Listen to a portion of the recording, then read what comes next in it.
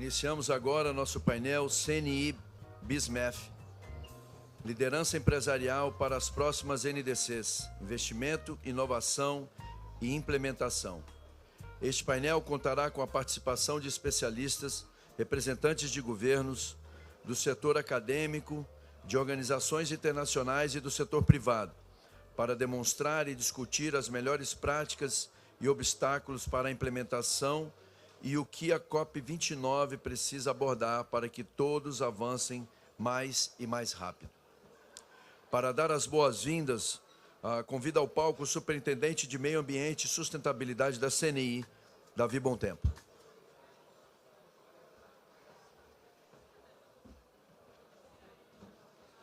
Good morning, everyone. It's a pleasure to receive all of you here in the National Industry Estar com todos Stand. aqui no estande da CNI é uma excelente oportunidade para a gente começar esse diálogo com a BISMEF. E durante o dia de hoje, eu espero que a gente tenha muitas discussões interessantíssimas, não só sobre economia circular, baixo carbono, novas energias, né, para que a gente fale a respeito das iniciativas de redução de emissões. E eu espero revê-los em breve em Belém. E em Belém,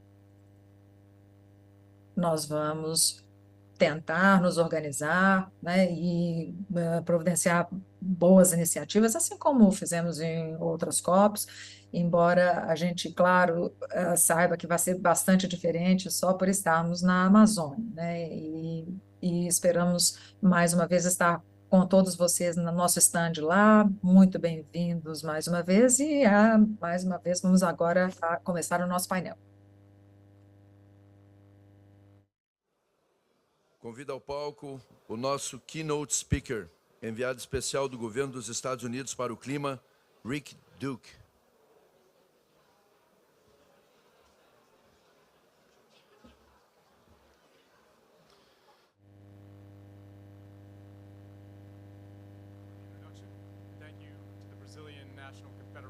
Obrigado pela apresentação e obrigado pela Confederação Nacional da Indústria por fazer esse evento. Temos duas questões críticas. Primeiro, a importância da nossa próxima rodada de NDCs de 2035 para chegarmos ao net zero e falar do papel crítico do setor privado, não apenas em promover as indústrias, mas obviamente e as NDCs e o sucesso da transição de energia limpa e também reduzindo aqui o CO2 e também o que temos hoje de manhã, mas também temos aqui a desmatamento e também tecnologias de remoção. Então, o setor privado tem todos esses objetivos críticos, precisamos fazer os 4 simultaneamente com o setor privado para chegarmos a 1,5. Vou começar com algumas palavras sobre NDCs.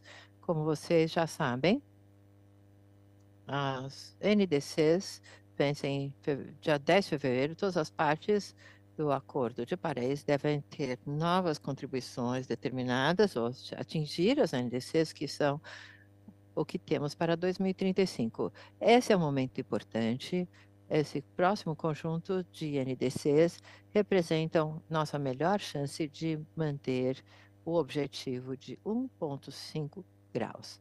E a ciência e urgência de impactos, inclusive o terrível impacto que vemos na Amazônia, que vemos nos Estados Unidos e em todo o mundo, exigem que todas as economias façam tudo possível para atingirmos objetivos. Praticamente, isso significa economia, metas NDCs, cobrindo todos os gases de efeito estufa, inclusive metano, um compromisso que a China fez há um ano, na declaração com os Estados Unidos, que foi amplificado no Stocktake global de todo mundo. E essas metas precisam ser alinhadas com o 1,5 graus.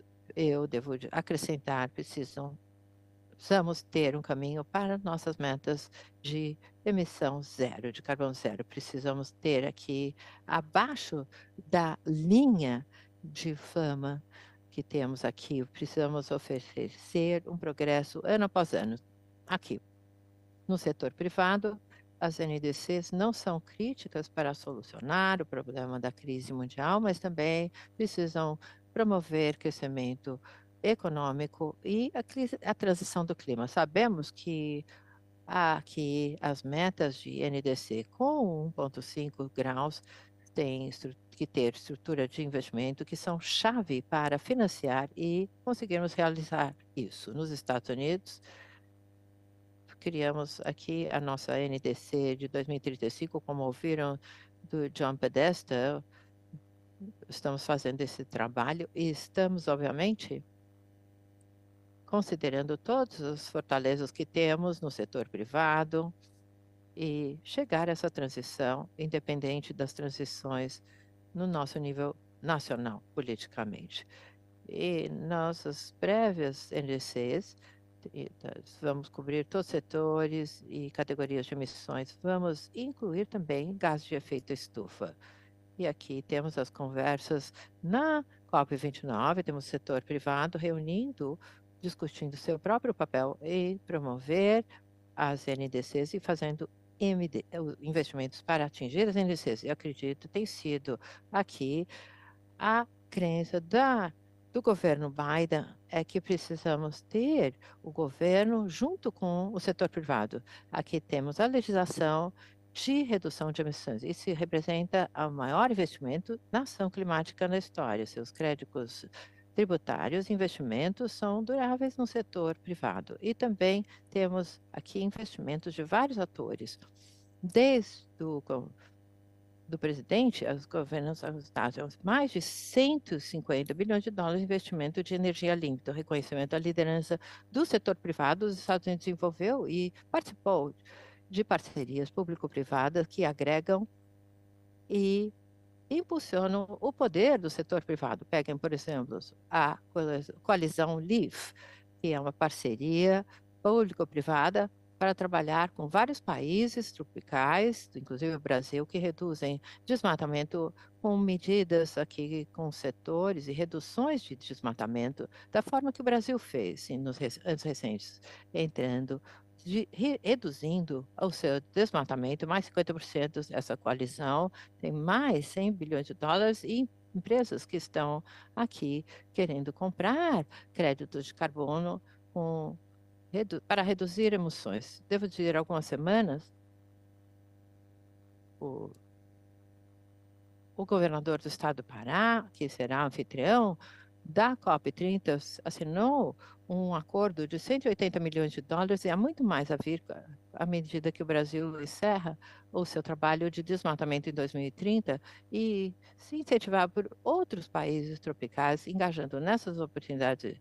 Estamos muito felizes com a iniciativa do governo do Brasil, da floresta tropical e todas as iniciativas nessa região. Trabalhamos em outras dimensões do engajamento do setor privado e concordamos. No Brasil, colocamos em ação mais de $1 bilhão, inclusive com nossa Corporação de Desenvolvimento Financeiro, com o BTG Pactual, na restauração de uma área 7 vezes mais vezes do Distrito de Colômbia, que é grande, como tudo no Brasil, e metade dessa terra vai ser restaurada permanentemente e a outra vai ser aplicada ou para a produção de madeira, e isso é muito importante, pode ser replicado em outros locais na Indonésia, em que o governo também está comprometido para a restauração da floresta e também reduzindo o desmatamento. Estamos avançando muito, eu só quero falar que estamos fazendo trabalhos semelhantes em espaços de renováveis, trabalho como fizemos no Egito para mobilizar $10 bilhões em investimento em renováveis ao longo do Banco de Reconstrução e Desenvolvimento e também com parcerias com a Alemanha e a União Europeia. E também temos uma atualização do NDC do Egito para refletir essa oportunidade de investimento do setor privado. Rapidamente, somos a primeira coalizão, temos uma série de empresas aqui comprometidas com a reduzir as emissões do setor da sua cadeia de suprimentos. Temos $16 bilhões aqui poder de compra utilizando para prioridade de redução de emissões. São alguns dos exemplos, há muito mais acontecendo, muito mais por vir, e aqui na COP agradecemos o forte engajamento do setor privado no Brasil também, a entrarmos aqui na COP30 e agradecemos a chance de estar aqui hoje. Obrigado a todos pela liderança em tratar a crise climática com suas práticas, seus investimentos e apoio de políticas de governo que levantam aqui o nível dos investimentos, das ações, para podermos realmente ter uma redução de temperatura e lidar com a crise climática. Obrigado, Rick, pelos seus comentários. Eu acho que esse é um início perfeito para a nossa discussão de hoje, nesse diálogo BizMart. Meu nome é Jean Barr, sou vice-presidente de Tecnologia e Clima na Câmara de Comércio dos Estados Unidos, de liderar esse fórum BizMart do Conselho de Negócios Internacionais. Talvez primeiro eu vou falar um pouquinho sobre a história do BizMat, que, para quem não conhece, o BizMat iniciou em 2009, existe há 15 anos e, de fato, o princípio de organização é a ideia de que, como o Rick falou, as empresas são responsáveis por financiamento, criar todas as tecnologias que precisamos dos compromissos que os governos assumiram e que precisamos fazer como grandes economias e empresas de todo o mundo. É, de fato, uma cooperação muito produtiva, somos muito gratos, agradecemos à CNI por nos receber aqui como partes da Câmara de Comércio. Estamos muito empolgados com a COP 30 do ano que vem, e essa sessão que teremos hoje é muito importante hoje, porque estamos olhando adiante para o prazo das NDCs em fevereiro. Gostaria de pedir nosso painelista aqui dessa sessão para vir ao estágio. Estamos abrindo essa sessão, vamos falar aqui do papel das empresas e desenvolvimento das NDCs e por que é tão importante. Se todos puderem vir aqui e se juntarem a mim, vamos começar a nossa sessão.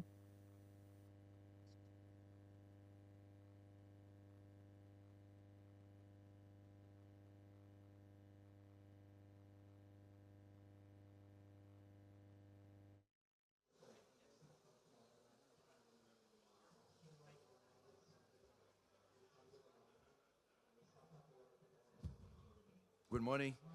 Para falar sobre o painel dos negócios na promoção da ambição da próxima NDC, estão conosco aqui no palco o gerente-geral do Grupo de Políticas sobre Mudanças Climáticas da JFE Steel Corporation e presidente do Grupo de Trabalho sobre Estratégia Ambiental Internacional, Kei Darin, da Federação Empresarial do Japão, Hiro Tezuka, o superintendente de Meio Ambiente e Sustentabilidade da CNI, Davi Bontempo, o diretor-geral adjunto da BDI, Federação das Indústrias Alemãs, Mr. Holger Losch, e o vice-presidente de políticas do Global Energy Institute da US Chamber of Commerce e moderador deste painel, Dan Byers. Dan.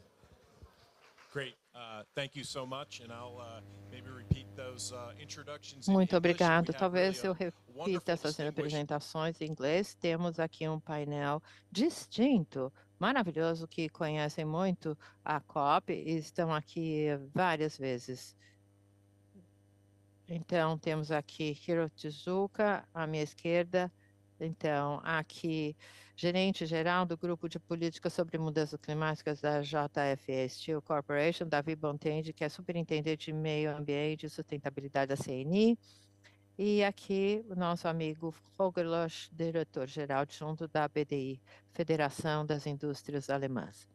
Então, só para começar, eu vou tentar não torturar aqui o painel. Não sei quantos vocês seguiram. Quando eu acordei de manhã, a primeira coisa que eu vi no meu Twitter, e Jake Paul, a luta de Jake Paul e Mike Tyson, que foi muito importante para os esportes americanos, me lembrou um pouquinho de a citação mais famosa do Mike Tyson: todo mundo tem um plano até que eles recebem um soco na cara. Então, obviamente, eu pensei das NDCs, que são o plano e a base do Acordo de Paris, que pode, às vezes, recebemos um soco na cara, como a eleição, talvez, ou talvez uma coisa que aconteça na tecnologia, na crise energética mundial, e podemos pensar nesse painel, e talvez, na minha visão, uma forma de fazer, de manter nossas NDCs ou evitar que elas recebam um soco na cara, é garantir que estejamos evoluindo numa direção correta para termos aqui nosso objetivo durável e de sucesso. É isso que vamos falar aqui nessa sessão. Para começar, gostaria de começar, se você puder, o Brasil como anfitrião no ano que vem, tem as suas NDCs apresentadas. Eu gostaria que você falasse sobre esse processo, o que você acha que é importante para garantir que as NDCs sejam bastante duradouras e que elas sejam criadas aqui a partir do solo. Obrigado, Jen, muito obrigado pela pergunta. Eu acho que o Brasil publicou uma nova NDC e, obviamente, precisamos nos engajar ou engajar todos os stakeholders para atingirmos essa NDC. É importante para nós, em termos do comércio internacional, muito importante para a imagem, a reputação e, obviamente, para as empresas. O Brasil tem vantagens comparativas em termos, por exemplo, de energia. Somos um país de energia limpa. Estamos em segundo lugar quando falamos de biocombustíveis. Temos água, floresta, 60% do nosso território é coberto por florestas, e a chave é como transformar essas vantagens em competitividade. É por isso que a CNI trabalha em algumas estratégias considerando 4 pilares. O primeiro é transição energética. Dentro deste pilar temos algumas prioridades, como eficiência energética, temos alguns programas e projetos que estamos atuando com algumas empresas, como expandar renováveis, temos energia solar e biomassa, e atraindo novas tecnologias como CCS e de hidrogênio verde. Temos aqui captura e armazenamento de hidrogênio verde. Temos alguns conceitos em algumas frentes, como, por exemplo, hidrogênio de baixo carbono, hidrogênio verde, renovável, como incentivar a produção de hidrogênio, promovendo fontes de financiamento ou linhas de financiamento e, obviamente, como acessar essas linhas. Também como produzir menos impostos e incentivar em termos de crescimento econômico. Outro pilar são os mercados de carbono. Temos aqui um projeto de lei tramitando no Congresso. Esperamos ter isso, e temos a economia circular, é uma outra forma que estamos muito focados hoje. No próximo ano, vamos fornecer um fórum em São Paulo para saber como implementar essa agenda no Brasil. E, obviamente, biodiversidade, bioeconomia, será uma grande agenda em Belém, obviamente, porque estaremos na floresta. O Brasil é muito competitivo nessa agenda. Temos aqui uma lei moderna e podemos produzir algum valor agregado nessa agenda. Então, representamos cerca de 27 estados, 1,3 uniões ou sindicatos e mais de 100 empresas. Estamos aqui para influenciar as empresas, o governo, e mostrar como o setor privado pode contribuir para a economia de baixo carbono.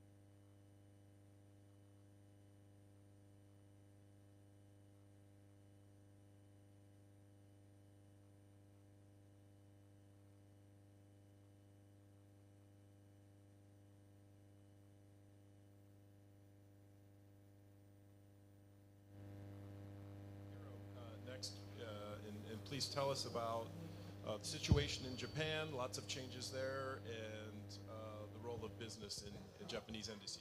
Okay. Thank you very much for the kind introduction. Let me share the good news and the bad news. The good news is that Japan has the NDC, which is the 46% emission reduction as compared with 2013. And up until 2022, which is in the middle of the course, we have achieved 20% emission reduction, which is almost in line with our object. But there is a secret behind, because after 2013, up until 2022, we have restarted 12 nuclear reactors, which was shut down because of the Fukushima nuclear accident. And also, the major steel companies are shutting down some blast furnaces because of the severe competition against China, which has excess capacity. We need to increase our production ratio by shutting down small and inefficient blast furnaces. Those are the kind of a secret behind the trend. The problem is from now to 2030, we only have 5 more reactors waiting for the restarting. So we are running out of breath. Also, the government of Japan dedicated 20 trillion yen R&D nosso budget under espaço de the new Green respiro. Então, Transformation Act temos to uma stimulate nova lei de the transformação innovation. verde. Precisamos ter essa lei para estimular a preservação entre agora e 2030. Não acredito que o resultado atingível virá dessa inovação. Então, precisamos considerar alguma coisa nova, e a má notícia é que a redução de 46% de nossa NDC inclui uma quantidade significativa da economia de consumo de energia, que estamos colocando a energia, utilizamos tecnologias de redução de economia de energia, produtividade, mas agora temos aqui o soco na cara, como o senhor mencionou. E agora começamos com novas energias básicas, o plano de energia básica para os próximos anos, e estamos supondo que o nosso consumo de energia, a demanda de energia, não vai diminuir. Na verdade, vai aumentar, porque há uma grande demanda de centros de dados e das cidades. É isso que estamos planejando. Muito bem, então como é que a gente consegue suprir essa lacuna? Isso é um problema. Atualmente, a estimativa do governo é de que, desde agora até 2030, nós vamos encarar, né, um aumento de consumo de 40 quilowatts por hora, em termos de aumento de demanda, e que, claro, ainda não poderá ser coberto e suprido, né, por essas novas aportes de energias renováveis como solar e eólica. E do ponto de vista também dessa nova combinação de energias um pouco mais acessíveis, né, com uma redução no consumo, é algo que precisamos conciliar. Nós estamos também precisando trabalhar na garantia desse abastecimento. Nós não temos, por exemplo, trabalhar na competência da garantia dos nossos centros de dados. Então, é um desafio, né, dessa questão política que temos que encarar, né? A Federação de Empresas Japonesas insiste que nós continuamos utilizando, então, o aporte nuclear e começando com esses novos reatores e substituindo os antigos nos próximos anos, trabalhando também com as novas tecnologias, como as tecnologias de fusão nuclear, e de forma que a gente tenha não só um suprimento de energia estável, mas também acessível, né? E é isso que nós temos em termos de planos da Federação Japonesa das Indústrias. Então, os NDCs permanecem como um compromisso do governo, mas nesse exato momento, né, é como se a gente estivesse num concurso, né? A gente poderia anunciar aí uma meta de redução de 81%, 82% até pouco tempo atrás, né? Agora são números maravilhosos que ainda não sabemos como alcançar, né? E pelo menos não do ponto de vista do setor industrial. Então, esse é um problema que nós precisamos tentar resolver, né, nos próximos anos, do ponto de vista dos NDCs. Nós estamos agora entrando numa nova fase de discussão política com o governo, não só no Japão, mas apenas em outros países do G7.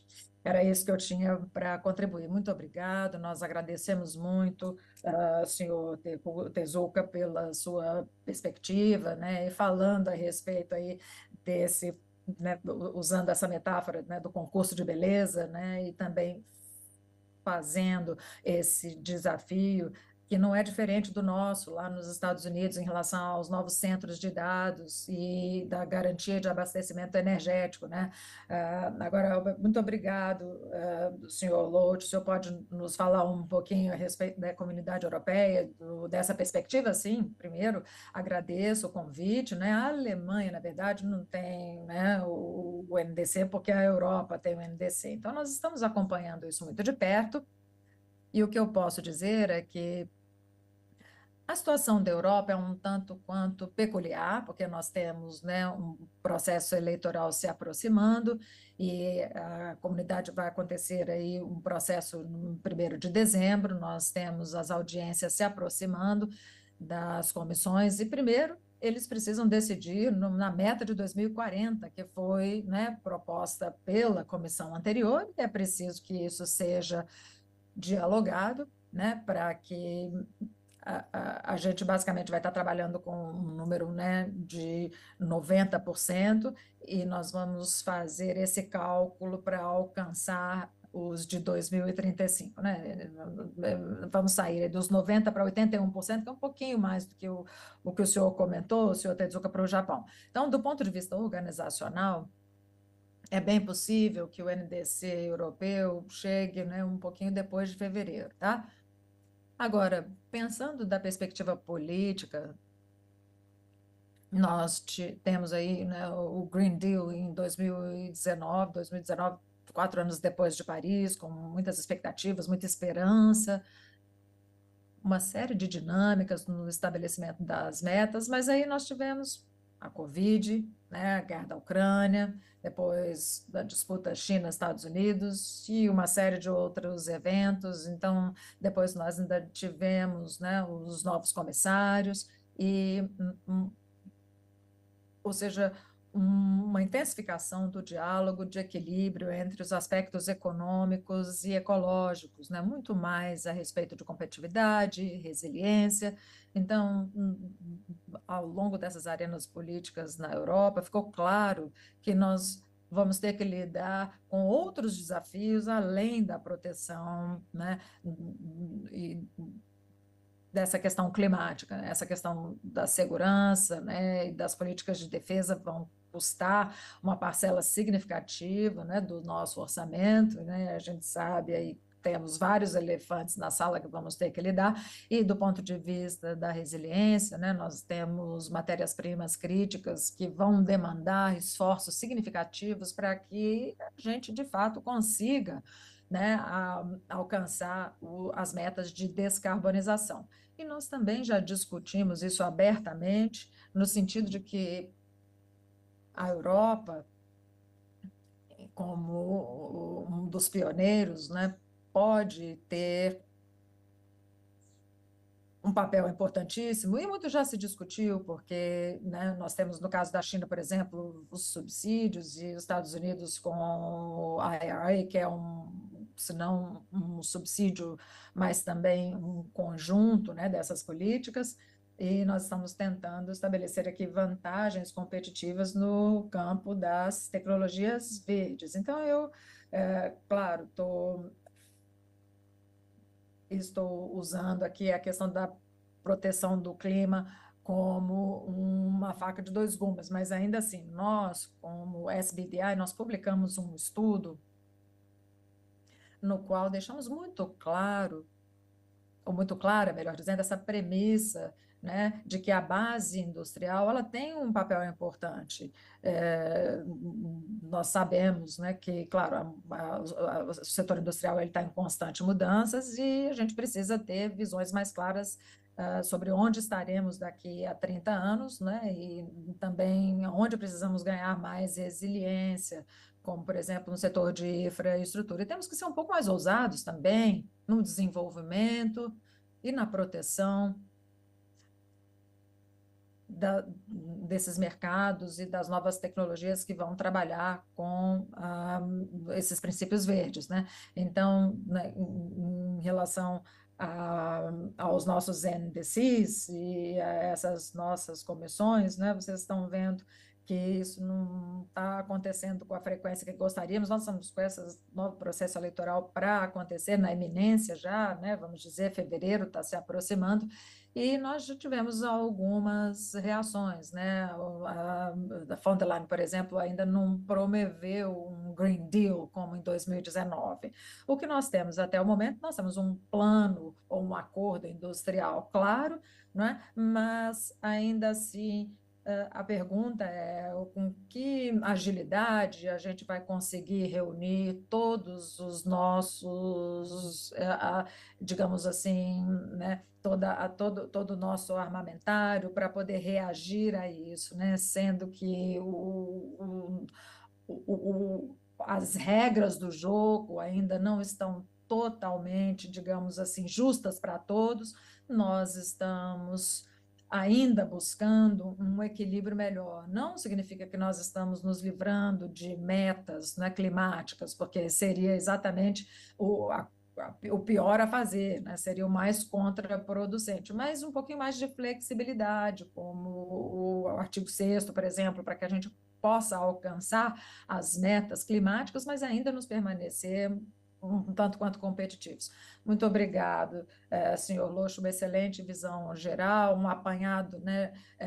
E realmente a gente quer, do ponto de vista do cronograma, a nos organizar, mas voltando àquela metáfora lá, né, do cruzado de direita na cara, quando você está no meio de uma luta em que você planejou toda a sua estratégia, realmente é algo que a gente precisa pensar bastante, né? E rapidamente, se vocês me permitirem, e eu farei isso porque o Holger mencionou essa questão da solução do ponto de vista político, que, né, pode funcionar, né?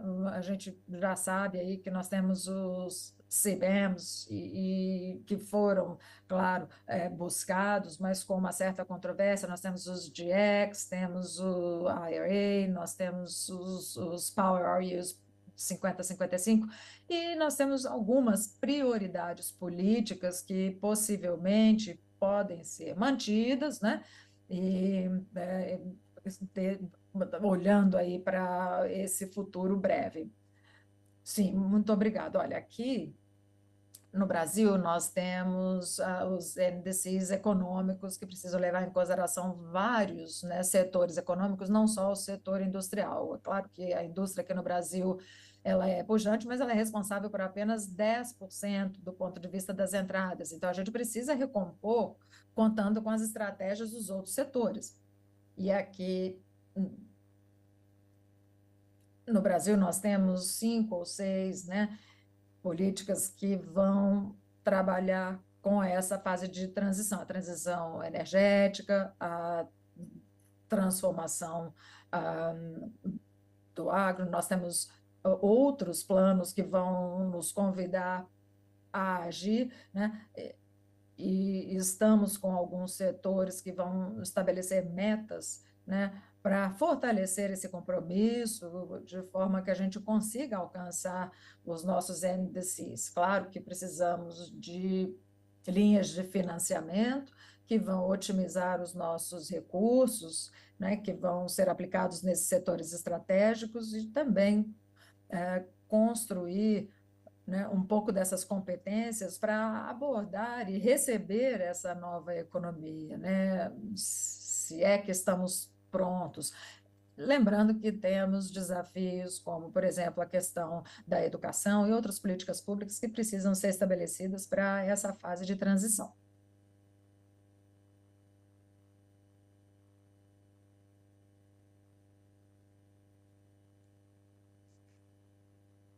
Muito bem.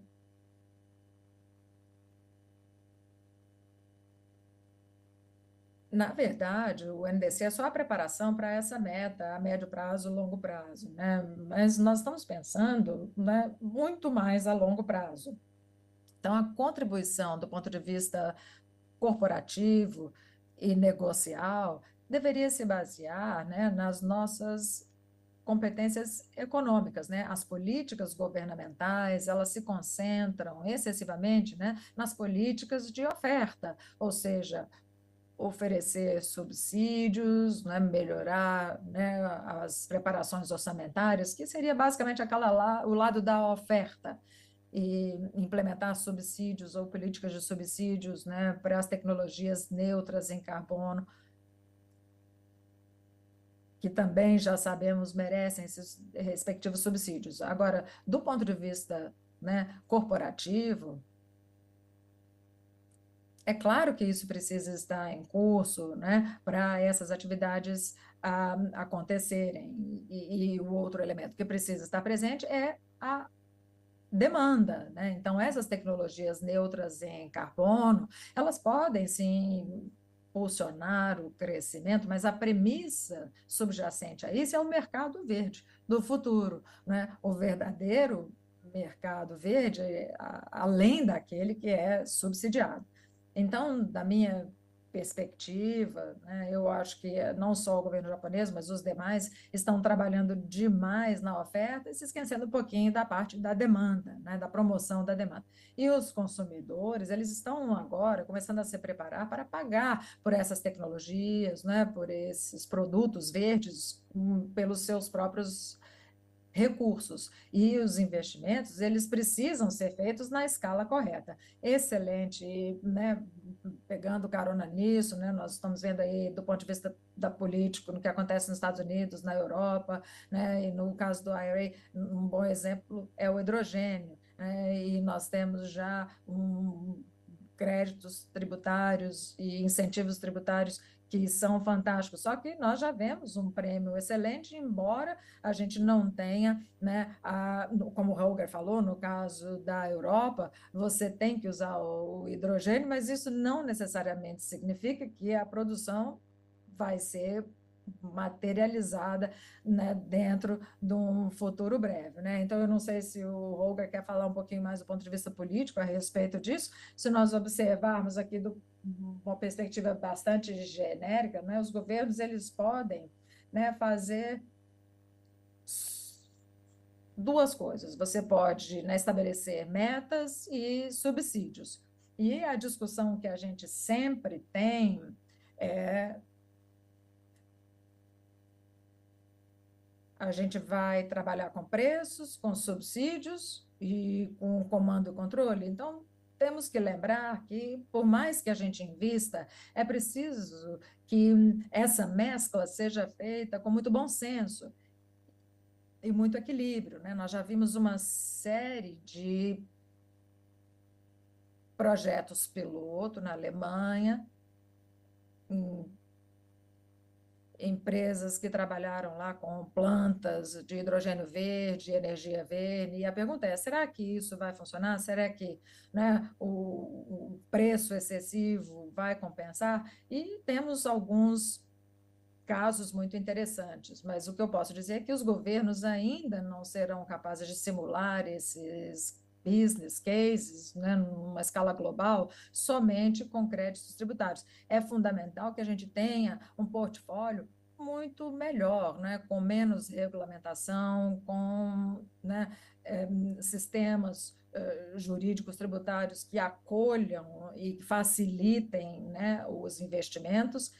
E, claro, esse seria o segundo elemento que a gente cita lá na Europa, mas a gente precisa de uma estrutura melhor para levantar capital privado, porque tratam-se de milhares de decisões de investimentos tomadas por indivíduos, que vão ser tomadas quando você está diante de um business case. Você não consegue simplesmente simular um business case ao longo de anos com um capital público, né? Então, da comunidade financeira, o que a gente basicamente fala é esse conceito, né, das finanças sustentáveis. Se a gente tivesse que fazer uma pergunta, a pergunta é: se você tivesse que investir em algo, né, isso certamente não seria um business case. E, então, nós temos que achar formas de superar essa limitação e reduzir a quantidade de recursos fiscais que sejam necessários para se criar um futuro sustentável, né? É isso que eu estou dizendo, para a gente tentar equilibrar as questões econômicas e ecológicas.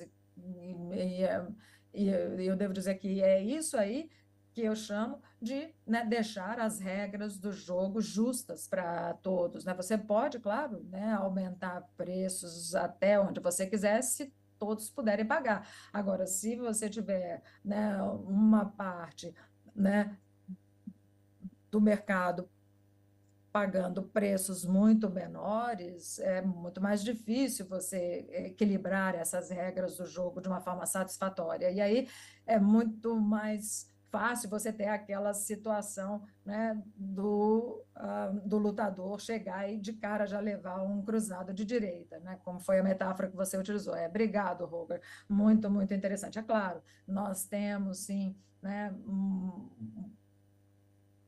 valor em ambas as políticas. Agora, a gente tem que entender que não temos recursos para todos. Nós temos até um painel começando já a respeito disso, e uma das mensagens foi: se a gente quiser alcançar essas metas, a gente precisa reduzir os custos das energias limpas até, de fato, o mercado poder adotá-las, né? Acho que nós temos mais 1 ou 2 minutinhos, né?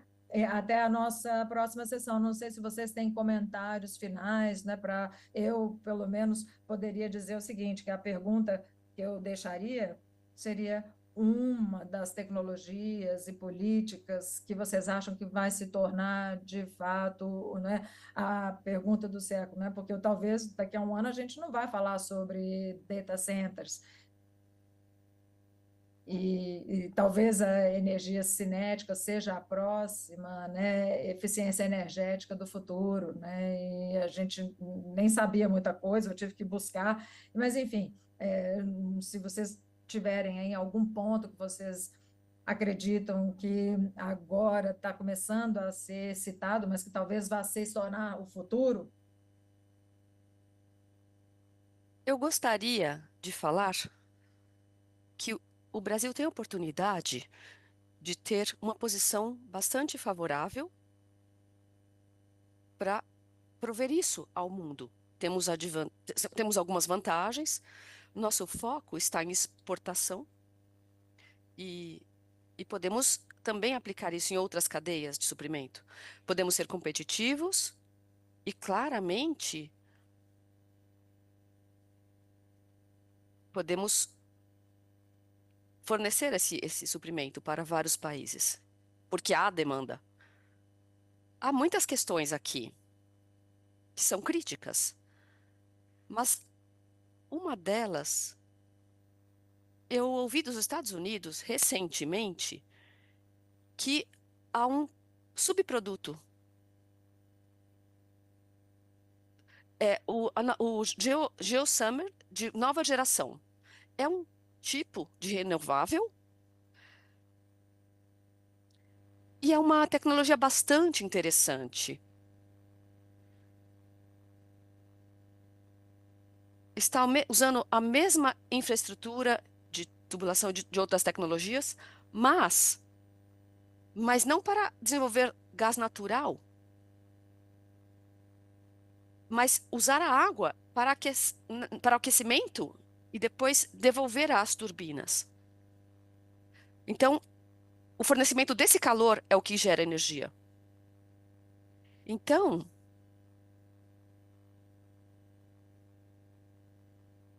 a gente não consegue desenvolver, por exemplo, para o Geosummer, que é esse tipo de fonte renovável, nós estamos bastante interessados nesse tipo de geração mista. No Canadá, por exemplo, há um outro tipo de... Também estão usando esse tipo de geração de energia. Agora, nós temos uma agenda de legislação para o próximo ano para suporte, para dar mais apoio à energia geotérmica. E o que é novo para nós, na Câmara, é o hidrogênio branco. Algumas das perspectivas são bastante interessantes, estamos muito animados com isso. Você está falando de hidrogênio natural? Sim. A gente fala da cor branca para hidrogênio. O novo primeiro-ministro está dedicando todo o seu interesse nesse tipo de geotérmica. Um dos meus principais movimentos futuros, dos meus favoritos, é que não há algo que se chame fim da tecnologia. Não existe isto. O compressor, por exemplo, eu não acredito no final de uma tecnologia. Então, a nossa demanda, que é gigante, nós temos que usar todos os potenciais que tivermos na ciência. Nós não podemos falar que só existe esse caminho, essa passagem, e nós temos que passar por aqui. Porque a gente precisa de todos os tipos de inovação. Cada aspecto dessas inovações tem um poder de achar soluções para que permaneçamos competitivos. E eu pediria muito mais. Temos que ser muito mais ousados. E algumas tecnologias vão funcionar, outras não vão. Esse é o risco de trazer coisas novas. E usando essa sua observação, vamos fechar o nosso painel. Agradeço muito a vocês e vamos trazer o próximo grupo para o painel seguinte. Obrigado. Obrigado, Dan.